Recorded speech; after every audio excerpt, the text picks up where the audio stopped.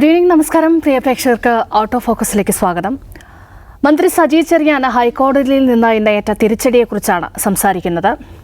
പ്രേക്ഷകർക്ക് ഓർമ്മയുണ്ടാക്കും, കഴിഞ്ഞ കുറേ നാളുകൾക്ക് മുമ്പ് മല്ലപ്പള്ളിയിൽ സജി ചെറിയാൻ നടത്തിയ വിവാദ പ്രസംഗവും ഭരണഘടനാ വിരുദ്ധ പ്രസംഗവും അതിനെ തുടർന്ന് അദ്ദേഹത്തിന് മന്ത്രിസ്ഥാനം ഒഴിയേണ്ടി വന്നതും വലിയ വിവാദങ്ങളുമൊക്കെ ഓർമ്മയുണ്ടാകും. ഇപ്പോൾ അന്ന് പോലീസ് ഇത് സംബന്ധിച്ച് അന്വേഷണം നടത്തിയിരുന്നു. അപ്പോൾ കുറ്റകരമായ ഒന്നും സജി ചെറിയാൻ നടത്തിയിട്ടില്ല, ആ പ്രസംഗം ഭരണഘടനയെ അധിക്ഷേപിക്കുന്നതല്ല എന്നൊരു റിപ്പോർട്ട് തയ്യാറാക്കിയിരുന്നു. അത് മജിസ്ട്രേറ്റ് കോടതി അംഗീകരിച്ചിരുന്നു. അപ്പോൾ ഈ റിപ്പോർട്ട് ഇന്ന് ഹൈക്കോടതി റദ്ദാക്കുകയും ഒരു പുനരന്വേഷണത്തിന് ഉത്തരവിട്ടിരിക്കുകയും ചെയ്തിരിക്കുകയാണ്. അപ്പോൾ DGPക്ക് നൽകിയിരിക്കുന്ന നിർദ്ദേശം ക്രൈംബ്രാഞ്ചിലെ വളരെ വിശ്വസ്തനായൊരു ഉദ്യോഗസ്ഥനെ കൊണ്ട് ഈ കാര്യങ്ങൾ അന്വേഷിക്കണം, വീണ്ടും അന്വേഷിക്കണം. ഒപ്പം ആവശ്യമില്ലാത്ത ധൃതി ഈ കാര്യത്തിൽ പോലീസ് നടത്തി. അങ്ങനെയാണ് അന്വേഷണം പൂർത്തിയാക്കിയത്. മന്ത്രിയെ സംരക്ഷിക്കുന്ന നിലപാടാണ് ഈ അന്വേഷണത്തിൽ ഉണ്ടായത് എന്നാണ് കോടതിയുടെ നിരീക്ഷണം. അപ്പോൾ വീണ്ടും ഒരിക്കൽ കൂടി മല്ലപ്പള്ളി പ്രസംഗം വീണ്ടും കേൾക്കേണ്ട സാഹചര്യവും ആ കാര്യങ്ങളിലേക്കൊക്കെ നമ്മൾ ഭരണഘടനയെക്കുറിച്ചൊക്കെ വീണ്ടും ചർച്ച ചെയ്യുന്നൊരു സമയം കൂടിയാണ്. അപ്പോൾ വീണ്ടും കുരുക്കിലാകും, മന്ത്രിസ്ഥാനം ഒഴിയേണ്ടി വരുമോ സജി ചെറിയാൻ? ഇല്ല എന്ന് പാർട്ടിയും മന്ത്രിയും പറഞ്ഞു കഴിഞ്ഞുവെങ്കിലും സജി ചെറിയാൻ്റെ മുമ്പിൽ വലിയൊരു സമ്മർദ്ദം ഈ സാഹചര്യം ഉണ്ടാക്കുന്നുണ്ട് എന്ന കാര്യത്തിൽ തർക്കമില്ല. കാരണം അദ്ദേഹം ഒരു വലിയ തെറ്റ് ചെയ്യുകയും ആ തെറ്റ് പാർട്ടി തെറ്റായി കാണുകയും അതിൻ്റെ അടിസ്ഥാനത്തിൽ അദ്ദേഹം പുറത്തു പോവുകയും ചെയ്തതാണ്. ആ തെറ്റിന് മേലുള്ള പ്രായശ്ചിത്തം പൂർണ്ണമാവുകയും അത് പരിഹരിക്കപ്പെടുകയും ചെയ്തു. പോലീസ് റിപ്പോർട്ട് അനുകൂലമായി എന്ന ന്യായം പറഞ്ഞാണ് അദ്ദേഹം തിരികെ വന്നത്. എന്നാൽ പോലീസ് റിപ്പോർട്ട് അംഗീകരിക്കാൻ കഴിയുന്ന ഒന്നല്ല, നിയമപരമായും സാങ്കേതികപരമായും അതിന് പൂർണ്ണതയില്ല എന്ന് ഇപ്പോൾ കോടതി പറയുന്നു. അങ്ങനെയാണെങ്കിൽ അദ്ദേഹം തിരിച്ചു വന്ന വഴി ശരിയായില്ല എന്ന അർത്ഥമുണ്ട്. അപ്പോൾ അതുകൊണ്ട് അദ്ദേഹം എങ്ങനെ ഇനി നിലനിൽക്കുമെന്നുള്ള ചോദ്യത്തിന് CPIM ഉത്തരം പറയണം, സർക്കാരും മുഖ്യമന്ത്രിയൊക്കെ ഉത്തരം പറയേണ്ടതാണ്. ഒന്നാമത്തെ കാര്യം, ഇതിനകത്ത് അദ്ദേഹം ഭരണഘടനയെ വിമർശിച്ചത്, അദ്ദേഹം പറഞ്ഞൊരു കാര്യം, ഓണാട്ടുകര ഭാഷയിൽ നടത്തിയിട്ടുള്ള ചില പ്രയോഗങ്ങൾ മോശമായ ആളുകൾ തെറ്റിദ്ധരിച്ചു എന്നാണ്. സത്യത്തിൽ അങ്ങനെയല്ലോ സംഭവിച്ചതെന്ന് നമുക്കറിയാം. ഭരണഘടന എന്നത് വിമർശനാതീതമായിട്ടുള്ള ഒരു സംഗതിയല്ല. ഭരണഘടനയുടെ കണ്ടന്റിനെയും അതിൻ്റെ പൊതു സ്വഭാവത്തെയും വിമർശിക്കുന്നതിൽ വലിയ തെറ്റൊന്നും കാണാൻ കഴിയില്ല. അതിനെ അധിക്ഷേപിക്കരുതെന്ന് മാത്രമാണ് നിയമമുള്ളത്. പക്ഷേ നമുക്കതിനെ വളരെ സൃഷ്ടിപരമായ വിമർശനം ഭരണഘടനയ്ക്കെതിരെ ഉയർത്തിയിട്ടുണ്ട്. BR അംബേദ്കർ പോലും ഭരണഘടനയുമായി ബന്ധപ്പെട്ട അദ്ദേഹത്തിൻ്റെ വിമർശനങ്ങൾ പിന്നീട് രേഖപ്പെടുത്തിയിട്ടുള്ളതാണ്. അപ്പോൾ അതിൽ തെറ്റു പറയാൻ കഴിയില്ല. പക്ഷേ ഇദ്ദേഹം ഭരണഘടനയെ വിമർശിക്കുന്നത് എന്തുമാത്രം ആഴത്തിലാണ്, എന്തുമാത്രം രാഷ്ട്രീയ സ്വഭാവമുള്ളതാണ്, ക്വസ്റ്റ്യൻ അവിടെയുണ്ട്. രണ്ടാമത്തെ പ്രശ്നം എന്താണ്, CPIM തന്നെയും അവർ നേതൃത്വം കൊടുക്കുന്ന ഒരു ചേരി തന്നെ ആകുകയും ഇപ്പോഴത്തെ ഒരു ഹിന്ദുത്വ ഫാസിസ്റ്റ് ഭരണകൂടത്തെ നമ്മൾ സമീപിക്കേണ്ടത് ഭരണഘടനയെ ഉയർത്തിപ്പിടിച്ചുകൊണ്ടാണെന്നുള്ള ഒരു രാഷ്ട്രീയ ലൈൻ എടുത്തിരിക്കുന്ന സമയമാണ്. അതിജീവിക്കാൻ ഇപ്പോൾ ഏത് സമരകാലത്തായാലും, നമ്മൾ കർഷക സമരം കണ്ടു, നമ്മൾ പൗരത്വ സമരം കണ്ടു, ആ സമരത്തിൻ്റെ എല്ലാം ഘട്ടത്തിൽ ഇടതുപക്ഷം പൊതുവെ, ഇന്ത്യയിലാകമാനം പൊതുവെ മതനിരപേക്ഷ മനസ്സുള്ള മനുഷ്യർ ഭരണഘടനാ മൂല്യങ്ങൾ സംരക്ഷിക്കപ്പെടേണ്ടതുണ്ട്. ഭരണഘടന എന്താണോ ഈ രാജ്യത്തെക്കുറിച്ച് വിഭാവനം ചെയ്തത് അത് അട്ടിമറിക്കപ്പെടുന്നു എന്ന പ്രശ്നം ഉന്നയിച്ചുകൊണ്ടും ഭരണഘടന ഉയർത്തിപ്പിടിച്ചുകൊണ്ടാണ് എന്താണ് ഈ സമരം ചെയ്യുന്നതും സർക്കാരിനോട് സംസാരിക്കുന്നതും. രാഹുൽ ഗാന്ധിയെ കൊണ്ടല്ല, അദ്ദേഹം ഭരണഘടന ഉയർത്തിപ്പിടിച്ചുകൊണ്ടാണ് സത്യപ്രതിജ്ഞ ചെയ്യാൻ പോലും വന്നത്. അപ്പോൾ അങ്ങനെ ഇരിക്കെ ഭരണഘടന എന്ന് പറയുന്നത് കുഴപ്പമാണ്, ഈ ഭരണഘടന ഇൻ ടോട്ടൽ കുഴപ്പമാണ് എന്നൊരു മന്ത്രി പറയുന്നതിൽ, ഒരു CPIM നേതാവ് പറയുന്നതിൽ പ്രശ്നമുണ്ട്. അദ്ദേഹം ഒന്ന് രാഷ്ട്രീയമായി വിശദീകരിക്കണം. ഒരു CPM കേന്ദ്ര കമ്മിറ്റി അംഗം എന്ന നിലയ്ക്ക് ഈ ഭരണഘടന ഇതേ നിലയ്ക്ക് വെച്ചുകൊണ്ട് ഇപ്പോഴത്തെ ഒരു തൊഴിലാളി വർഗത്തിൻ്റെ, അധസ്ഥിത വർഗത്തിൻ്റെ അതിജീവനം സാധ്യമാകില്ലേ? അത് പാർട്ടി ലൈനാണോ? അത് വിശദീകരിക്കപ്പെടണം. അത് വിശദീകരിക്കാൻ അദ്ദേഹത്തിന് പറ്റിയിട്ടില്ല, അതിൻ്റെ പാർട്ടിക്കും പറ്റിയിട്ടില്ല. പിന്നെ ഈ ഭരണഘടനയെ സമ്പൂർണ്ണമായി അംഗീകരിക്കുന്ന ആളാണ് അദ്ദേഹം. ടെക്നിക്കലി നോക്കൂ, ഭരണഘടനയെ മുൻനിർത്തിക്കൊണ്ടാണ് സത്യപ്രതിജ്ഞ ചെയ്യുക. ഭരണഘടനയോട് നിർവ്യാജമായ കൂറ് ഞാൻ പുലർത്തുമെന്നാണ് ഭരണഘടന സത്യപ്രതിജ്ഞാ വാചകം. ആ വാചകം ചൊല്ലി ഒരു വർഷം മുഴുവൻ സാരഥ്യത്തിലിരുന്ന ഒരാൾ പെട്ടെന്നൊരു സുപ്രഭാതത്തിൽ ഈ ഭരണഘടന മൊത്തം കുഴപ്പമാണ് എന്ന് പ്രഖ്യാപിക്കുന്നതിനകത്ത് പ്രശ്നമില്ലേ? അപ്പോൾ അതിൽ അദ്ദേഹം നടത്തിയിട്ടുള്ള സ്റ്റേറ്റ്മെൻറ്റ്സ് നോക്കുക. ഒന്ന്, തൊഴിലാളി വർഗത്തിൻ്റെ അതിജീവനത്തിനും അവരുടെ അവകാശ നേട്ടങ്ങൾക്കും നമ്മുടെ ഭരണഘടനയുടെ മൊത്തം സ്ട്രക്ചർ തടസ്സമാകുന്നുണ്ട് എന്നാണ് അദ്ദേഹം പറയുന്ന കാര്യം. എന്നിട്ട് അദ്ദേഹം പറയുന്നു, മതേതരത്വം, ജനാധിപത്യം, കുന്തം, കൊടച്ചക്രം പോലെയുള്ള ചില കാര്യങ്ങൾ അതിൻ്റെ അരികുകൾ എഴുതി വെച്ച് നിങ്ങളതിനെ മൊത്തം മറച്ചിരിക്കുകയാണ്. സത്യത്തിൽ അതിൻ്റെ കോർ കുഴപ്പമാണ് എന്നാണ് പറയാൻ ശ്രമിക്കുന്നത്. ഞാൻ മനസ്സിലാക്കുന്നത് CPMന് പോലും അങ്ങനെ ഒരു നിലപാടില്ല. ഇപ്പം EMS ഭരണഘടനയെക്കുറിച്ച് പറയുന്ന കാര്യം, ഭരണഘടനയ്ക്ക് അകത്ത് നിന്നുകൊണ്ടുള്ള പ്രൊട്ടസ്റ്റുകളെക്കുറിച്ചും നവീകരണാശയങ്ങളെക്കുറിച്ചുമാണ് നമ്മൾ ചിന്തിക്കേണ്ടത്. ഭരണഘടനാ ബാഹ്യമായ ആലോചന, ഇന്ത്യൻ റിപ്പബ്ലിക് നിലവിൽ വന്നതിന് ശേഷം, ഇന്ത്യൻ ഒരു രാഷ്ട്രം ഭരണഘടന നിലവിൽ വന്നതിന് ശേഷം അതിന് പുറത്തിറങ്ങി നിന്നിട്ട് മാവോയിസ്റ്റുകളൊക്കെ ചെയ്യുന്നത് പോലെ, അല്ലെങ്കിൽ മറ്റ് വിഘടനവാദി ഗ്രൂപ്പുകൾ ചെയ്ത പോലെ ഭരണഘടന അടക്കം ഇന്ത്യൻ സിസ്റ്റം കുഴപ്പമാണ് നിലപാട് CPMൻ്റെ നിലപാട് പോലുമല്ല. അപ്പോൾ ഇത് ഒരു എന്താണ് പറയുക, കാര്യങ്ങളെക്കുറിച്ച് വേണ്ടത്ര ആഴമില്ലാതിരിക്കുന്ന ഒരാൾ ഭരണഘടനയെക്കുറിച്ച് എവിടുന്നോ കേട്ട ചില സംഗതികൾ വെച്ചിട്ട് വളരെ ആധികാരികമായ ഒരു പ്രസംഗം അദ്ദേഹം നടന്നു. CPM-ൻ്റെ കേന്ദ്ര കമ്മിറ്റി അംഗമാണ്, മന്ത്രിയാണ്. അപ്പോൾ അദ്ദേഹം ഒരു ലോക്കൽ പരിപാടി പങ്കെടുക്കും. അദ്ദേഹം പറയുന്നതിനൊക്കെ ആളുകൾ ചിലപ്പോൾ ഒരു സീരിയസ് ആയി കേട്ടുകൊണ്ടൊക്കെ ഇരുന്നേക്കും. ആ പ്രിവിലേജ് ഉപയോഗിച്ച് അദ്ദേഹം എന്തൊക്കെയോ വിവരക്കേട് വിളിച്ചു പറയുകയും അത് പ്രശ്നമാവുകയും ചെയ്തെന്നാണ് മനസ്സിലാക്കുന്നത്. ഡെലിബറേറ്റ്ലി പറഞ്ഞതാണോ അതോ വാവിട്ടുപോയൊരു വാക്കാണോ? ഞാൻ മനസ്സിലാക്കാൻ അദ്ദേഹത്തിന് കാര്യങ്ങളെക്കുറിച്ച് ധാരണയില്ല. ഭരണഘടനയ്ക്കകത്തെ ചില സംഗതികൾ, തൊഴിലാളി വർഗ്ഗ സർവാധിപത്യത്തിന് എവിടെയൊക്കെയോ തടസ്സമാകുന്നൊക്കെയുള്ള ചില സംഗതികൾ പൊടിപ്പൊക്കെ അതിന് എവിടുന്നോ കേട്ടിട്ടുണ്ട്. അതിന് അടിസ്ഥാനത്തിൽ അദ്ദേഹം പറയുകയാണ് ഈ ഭരണഘടന വിഭാവനം ചെയ്യുന്നത് എല്ലാവർക്കും തുല്യാവകാശം, എല്ലാവർക്കും പലതരത്തിലുള്ള പരിരക്ഷ, തൊഴിലാളികൾക്ക് സവിശേഷ അവകാശം കൊടുക്കാത്തത്, അടിസ്ഥാന വർഗ്ഗക്കാരെ ഉയർത്തിക്കൊണ്ടുവരുന്നതിന് ഈ തുല്യാവകാശം പോലുള്ള ചില എലമെൻറ്റുകൾ ചിലപ്പോൾ തടസ്സമാകുന്നുണ്ട് എന്നീ കാര്യങ്ങൾ അദ്ദേഹം എവിടെ കേട്ടു. അത് അദ്ദേഹം വികലമായി അവതരിപ്പിച്ചിട്ടുണ്ടായിട്ടുള്ള പ്രശ്നമാണ് എനിക്ക് തോന്നുന്നത്. എന്തായാലും ഇത് ഞാൻ കാണുന്നത് അദ്ദേഹം ഒരു മന്ത്രി എന്ന നിലയ്ക്ക് സത്യപ്രതിജ്ഞ ചെയ്ത വാചകത്തിനെതിരായിട്ടുള്ള പ്രയോഗമാണെന്ന്. രണ്ടാമത്തേത് അദ്ദേഹത്തിൻ്റെ പാർട്ടി മുന്നോട്ട് വെക്കുന്ന ഐഡിയോളജിക്കെതിരാണ്. മൂന്നാമത്തേത് ഇന്നത്തെ ഇന്ത്യൻ സാഹചര്യത്തിൽ ഒരിക്കലും ഒരു ലെഫ്റ്റ് ലീഡർ പറയാനേ പാടില്ലാത്ത ഒരു വാചകമാണ്, ഭരണഘടനയെ ദുർബലപ്പെടുത്തുക എന്ന് പറയുന്ന സംഗതി. എല്ലാ അർത്ഥത്തിലും അദ്ദേഹത്തിൻ്റെ ഭാഗത്തുണ്ടായിട്ടുള്ളത് പിഴവാണ്. അത് ശരിയാവണ്ണം വിശദീകരിച്ചുകൊണ്ടല്ലാതെ, അദ്ദേഹം വിശദീകരിച്ചിട്ടൊന്നുമില്ല. തിരിച്ചു വന്നപ്പോഴും അദ്ദേഹം എന്താ പറഞ്ഞത്, ഓണാട്ടുകാരാ എന്നൊക്കെ പറഞ്ഞു, ഞാൻ പറഞ്ഞതല്ല മനസ്സിലാക്കിയെന്നൊക്കെ പറഞ്ഞ് പിടിച്ചു നിൽക്കാനാണ് നോക്കിയത്. അങ്ങനെയല്ല, അത് കുറച്ചുകൂടി വ്യക്തത വരേണ്ടതുണ്ട്. അദ്ദേഹം തിരിച്ചു വന്നത് ഈ പോലീസ് റിപ്പോർട്ട് നമുക്കിപ്പോൾ എന്താ മനസ്സിലാവുന്നത്, അദ്ദേഹത്തെ തിരിച്ചു കൊണ്ടുവരാൻ വേണ്ടി ഒരു പോലീസ് റിപ്പോർട്ട് ഉണ്ടാക്കിയെടുത്തു എന്ന് മനസ്സിലാക്കണം. CPM-ൽ അദ്ദേഹം, പ്രത്യേകിച്ച് സംസ്ഥാന CPM-നകത്ത് വലിയ കരുത്തനായ നേതാവാണ്. അദ്ദേഹം പാർട്ടിയെ നിലനിർത്തുന്നതിന് ആവശ്യമായ പലതരം ഇപ്പം ഫണ്ട് റൈസർ അങ്ങനെ കാര്യങ്ങളൊക്കെ അദ്ദേഹത്തെക്കുറിച്ച് പേരിയേക്കാം. അപ്പോൾ CPM-ന് വേണ്ടപ്പെട്ട ആളാണ്. പിണറായി വിജയനെ സംബന്ധിച്ച് വിശ്വസ്തനായിട്ടുള്ള ആളാണ്. അദ്ദേഹം തിരിച്ചു ക്യാബിനറ്റിൽ കൊണ്ടുവരുന്നത് അദ്ദേഹത്തിന് ആവശ്യമായിരുന്നു. അപ്പോൾ അങ്ങനെ ഒരു റിപ്പോർട്ട് തട്ടിക്കൂട്ടി, ആ റിപ്പോർട്ട് സ്വാഭാവികമെന്നോണം അനിവാര്യമായ അതിൻ്റെ ഒരു ഹഡിൽ ചെന്ന് തട്ടിയിരിക്കുകയാണ്. ഇപ്പോൾ അതാണ് കോടതി ഇടപെടലെന്ന് കാണണം. നിയമപരമായ പ്രശ്നം തന്നെയാണ്. അതെന്താണ് സർക്കാർ വിശദീകരിക്കുന്നത് നോക്കട്ടെ.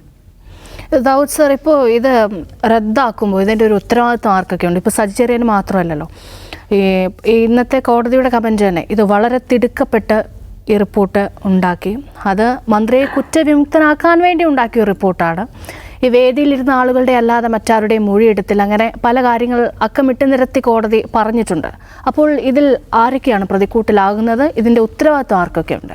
പ്രതിക്കൂട്ടിൽ എന്ന് പറയുമ്പം പോലീസിനെ സംബന്ധിച്ചിടത്തോളം പോലീസിൻ്റെ ഒരു ജോലി ചെയ്തിട്ടുണ്ട്, അവരേൽപ്പിച്ച ജോലി ചെയ്തിട്ടുണ്ട്. അവർ ആ ജോലി ചെയ്തത് എനിക്ക് തോന്നുന്നു അവരുടെ പൊളിറ്റിക്കൽ ബോസിൻ്റെ ആഗ്രഹത്തിനനുസരിച്ചാണ്. ആദ്യം നമ്മൾ മനസ്സിലാക്കേണ്ട കാര്യമാണ്, പൊളിറ്റിക്കൽ ബോസിൻ്റെ ആഗ്രഹത്തിനനുസരിച്ച് ചലിക്കാൻ സാധിക്കുന്ന സംവിധാനമാണ് പോലീസ് എന്നാണല്ലോ നമ്മളെപ്പോഴും ചർച്ച ചെയ്യുന്നില്ലേ. CPM-ൻ്റെ ഇടതുപക്ഷത്തിൻ്റെ നയമല്ല അവിടുത്തെ പോലീസ് നടപ്പിലാക്കുന്നുള്ളത്, RSSൻ്റെ നയമാണ് നടപ്പിലാക്കുന്നത്. അപ്പോൾ എന്താണ് അതിൻ്റെ കാര്യം? അക്കാര്യത്തിൽ അവരുടെ പോലീസിൻ്റെ പൊളിറ്റിക്കൽ ബോസിന് അങ്ങനെ തന്നെ പോയാൽ മതി എന്നുള്ളതാണ് രാഷ്ട്രീയ നേതൃത്വം. അല്ലെങ്കിൽ പിണറായി വിജയൻ്റെ ഓഫീസിന് പോലീസ് ഇന്ന കാര്യം ചെയ്യണമെന്ന് ആഗ്രഹമുണ്ടെങ്കിൽ ആ നിലയ്ക്ക് ചെയ്യിപ്പിക്കാൻ പറ്റും എന്ന് തെളിയുന്നൊരു സന്ദർഭമാണിത്. മനസ്സിലായില്ലേ? എന്തുകൊണ്ടാണെന്ന് വെച്ചാൽ നിഷാദ് പറഞ്ഞത്, സജി ചെറിയ എന്ന് പറഞ്ഞ അയാൾ പിണറായി വിജയൻ്റെ ഏറ്റവും പ്രിയപ്പെട്ട ഒരു ക്യാബിനറ്റ് കൊളീഗാണ്, അല്ലെ അദ്ദേഹത്തിൻ്റെ മന്ത്രിസഭയിൽ ഒരു അംഗമാണ്. സജി ചെറിയാനെ അന്ന് അദ്ദേഹം രാജിവെക്കുന്ന ഒരു നിവൃത്തിയില്ലാത്തതുകൊണ്ടാണ്. എന്തുകൊണ്ടാണ് നിവൃത്തിയില്ലാതായത്? കാരണം ഭരണഘടന വെച്ച് സത്യപ്രതിജ്ഞ ചെയ്ത ഒരാൾ ഭരണഘടനയിൽ എന്തൊക്കെയോ കുടച്ചക്രമുണ്ട് എന്ന് പറഞ്ഞു കഴിഞ്ഞാൽ, കുന്തവും കുടച്ചക്രം ഉണ്ടെന്ന് പറഞ്ഞാൽ അയാൾക്ക് ആ ഓഫീസിൽ ഇരിക്കാനുള്ള അവകാശം ഇല്ലാതാകുകയാണ്. അപ്പോൾ അതുകൊണ്ട് നിർബന്ധിതാവസ്ഥയിലാണ് അദ്ദേഹം രാജിവെക്കുന്നത്. പക്ഷേ വളരെ പെട്ടെന്ന് തന്നെ ഒരു പോലീസ് അന്വേഷണ സംഘത്തെ നിയമിക്കുന്നു. അവർ അദ്ദേഹത്തിന് തിരിച്ചു വരാൻ പാകത്തിൽ ഒരു റിപ്പോർട്ട് കൊടുക്കുന്നു.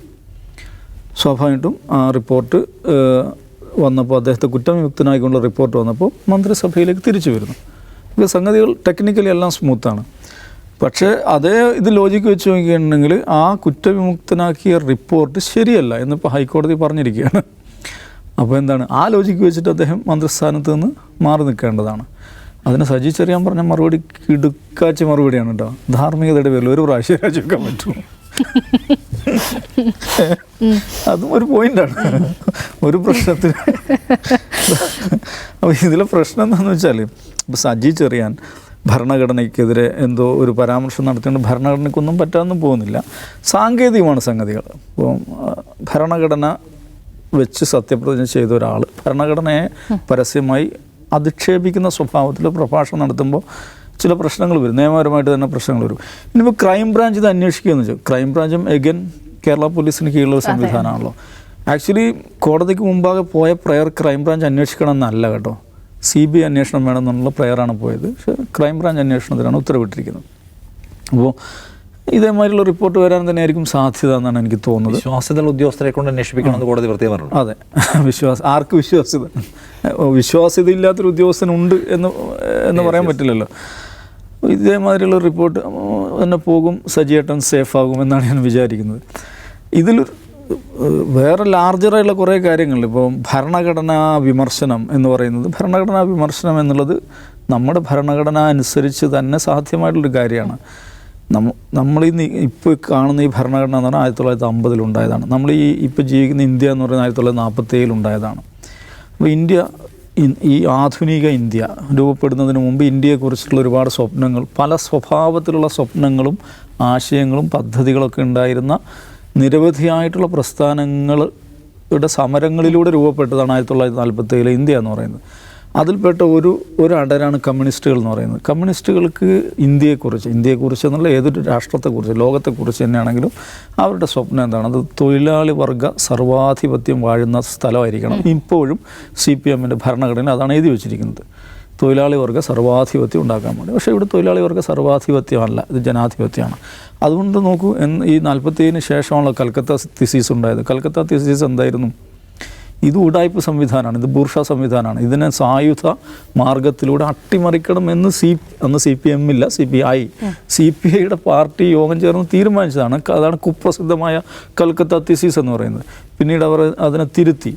അപ്പോൾ ഇപ്പോൾ CPM-ൻ്റെ സ്വപ്നത്തിൽ, CPM-ൻ്റെ ഒരു എന്താ പറയുക, ഒരു ത്വാത്വിക നിലപാടെടുത്ത് നോക്കുകയാണെങ്കിൽ ഈ ഭരണഘടന എന്താണ്?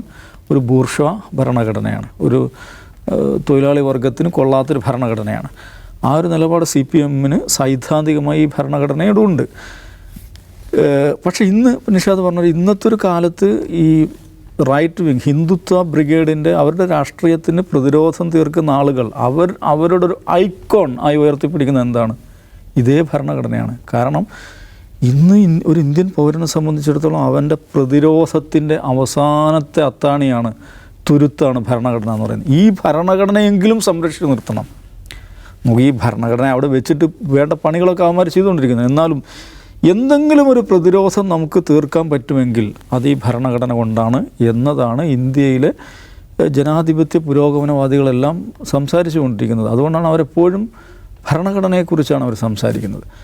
അപ്പോൾ അത്തരമൊരു ഘട്ടത്തിൽ ആ ഒരു പ്രതിരോധ മുന്നണിയുടെ ഭാഗമായിട്ടുള്ള ഒരു പാർട്ടിയുടെ ഒരു സീനിയർ ലീഡർ ഭരണഘടനയെ കൊച്ചാക്കി സംസാരിക്കുന്നതിലുള്ള ഒരുപാട് ധാർമ്മിക പ്രശ്നങ്ങളും രാഷ്ട്രീയ പ്രശ്നങ്ങളും അല്ലാതെ നമുക്ക് അക്കാദമികമായ ഭരണഘടനാ വിമർശനം ഇപ്പോൾ തന്നെ നോക്കും. നമ്മുടെ ഭരണഘടനയുടെ ഒരുപാട് വൈചിത്ര്യങ്ങളുള്ള ഭരണഘടന കൂടിയാണ് നമ്മുടേത്. നമ്മളൊരു ആധുനിക സെക്യുലർ റിപ്പബ്ലിക് എന്ന് പറയുമ്പോൾ തന്നെ ഒരു ആധുനികമായ മൂല്യമാണ്. ഇങ്ങനൊരു secular republic, secular socialist democratic republic എന്ന് സ്വയം വിശേഷിപ്പിക്കുന്ന നമ്മുടെ ഭരണഘടന, ഈ ഭരണഘടന ഡയറക്റ്റീവ് പ്രിൻസിപ്പിൾസിൽ നോക്കൂ. ഈ ഡയറക്റ്റീവ് പ്രിൻസിപ്പിൾസിൽ ഏക സിവിൽ കോഡിനെ കുറിച്ച് പറയുന്നുണ്ട്. ഓക്കെ, ഓഫ് കോഴ്സ് ഏക സിവിൽ കോഡ് എന്ന് പറയുന്നത് ഈ പറയുന്ന ഒരു ആധുനികതയുടെ ഫ്രെയിം വർക്കുള്ള ഒരു ആശയമെന്ന് വിചാരിക്കുക. ഇതേ ഡയറക്റ്റീവ് പ്രിൻസിപ്പിളിൽ ഗോവധ നിരോധനത്തെക്കുറിച്ച് പറയുന്നുണ്ട്. ഇതെങ്ങനെ ഒത്തുപോവുക? ഇതേ ഡയറക്റ്റീവ് പ്രിൻസിപ്പിളിൽ മദ്യനിരോധനത്തെക്കുറിച്ച് പറയുന്നുണ്ട്. എന്ന് പറഞ്ഞാൽ ഇത് രണ്ടും എന്താണ്? ഗോവധ നിരോധനമാകട്ടെ മദ്യനിരോധനമാകട്ടെ ഈ പറയുന്നത് സോ കോൾഡ് മോഡേൺ കോൺസെപ്റ്റിന് ചേരുന്നൊരു സംഗതിയാണ്. ആളുകളുടെ ഡയറ്ററി പ്രാക്ടീസിന് മേൽ സ്റ്റേറ്റ് കടന്നു ചെല്ലുന്നതിന് എൻ്റെ ഇതാണല്ലോ മദ്യം നിരോധിക്കുക അല്ലെങ്കിൽ ബീഫ് നിരോധിക്കുക എന്ന് പറയുമ്പോൾ അത് ഈ പറയുന്ന ഒരു മോഡേൺ റിപ്പബ്ലിക്കൻ വാല്യൂവിനെ അല്ല അത് റെപ്രസെൻ്റ് ചെയ്യുന്നത്. അത് വേറൊരു ഒരു മൊറാലിറ്റിയെ, ഏതോ നിലക്കുള്ള റിലീജിയസ് മൊറാലിറ്റിയോ അല്ലെങ്കിൽ ഒരു കൾച്ചറൽ മൊറാലിറ്റിയാണ്. അതും ഒരു ആധുനിക ഭരണഘടന എങ്ങനെയാണ് ഒത്തുചേരുന്നത് വെച്ചാൽ ഇങ്ങനെയൊക്കെയുള്ള ഒരുപാട് വിചിത്രമായ സംഗതികൾ നമ്മുടെ ഭരണഘടനയുമായിട്ട് നിന്നുണ്ട്.